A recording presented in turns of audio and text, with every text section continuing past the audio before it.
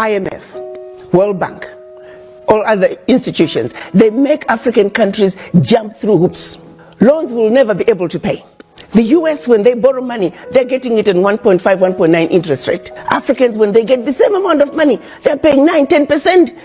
The people who don't need a break, they get a break. The ones who need a break, they don't get a break. The sheer survival of the World Bank, IMF, is based on the fact that African countries and many other developing countries do not succeed.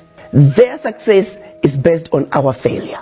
The multinationals who are stealing from Africa every day in broad daylight. I use an example of the DRC. If you ever fly very low over the DRC, you'll see tarmacs in the jungle. You'll see 747s flying into DRC, picking up minerals and flying right out.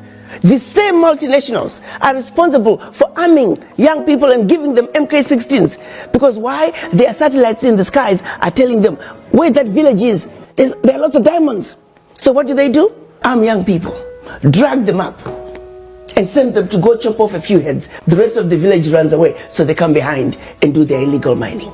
We black people must understand what is really going on. Because what we are shown instead is, oh, look at those Africans killing each other. There are some serious games that have been played in Africa for far too long.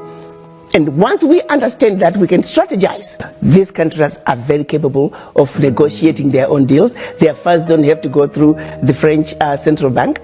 Even countries wanting to trade with African countries, they don't have to go through French central bank. So there are all those technicalities that are just stupid. What's needed is complete separation. France has got to get out of Africa, really, honestly. Enough is enough. To take $500 billion out of Africa. I mean, it is insanity of the highest order. In countries that are supposedly poor, and making those countries fund French education, French healthcare system, create jobs for French youth while we are struggling in our country. It's no longer sustainable. President Macron needs to wake up and smell the coffee. And the African youth are the ones he's going to have to deal with. The African youth are not taking it anymore. They want what belongs to them. Financial institutions, them too. If I had my way, all the African heads of states should stop paying back any loans that were given by IMF and World Bank. Those loans have been paid gazillion times over. There are more Ghanaian doctors in New York City than in the entire country of Ghana. There are more Nigerian doctors in LA than in the entire country of Nigeria. So let's be serious here. What Africa needs is capacity, capacity, capacity. And that capacity is in the diaspora. So it behooves us to bring the diaspora together.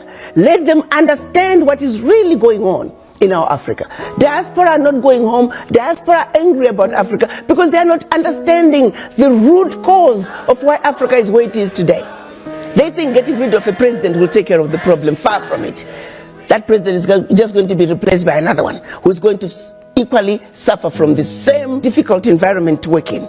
So let's look at an Africa that must be free to take care of herself, an Africa that's free from exploitation from outsiders.